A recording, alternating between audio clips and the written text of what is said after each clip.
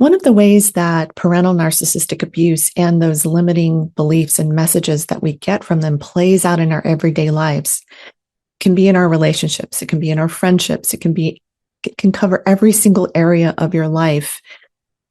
So for instance, if you're feeling, I never get it right, or I'm not good enough, those beliefs, you'll be carrying that programming, and you're always going to be questioning everything in your reality. You're always going to be questioning, did I say the right thing? Did I do the right thing? You'll be ruminating and stuck in your head, wondering if you got it right.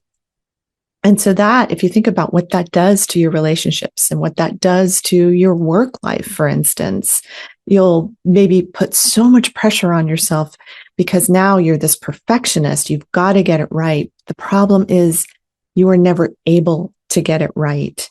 And that is a sticking point for all ACONs, adult children of narcissists, because when we don't get it right, we put that pressure on ourselves to get it right. And there's no such thing. There's no right place. It's more about releasing the pressure from the system, from your energy field, from the way you've been holding it in your body, that will help you heal, that will help you feel like you have the energy available to you to run your life and to run your life purpose.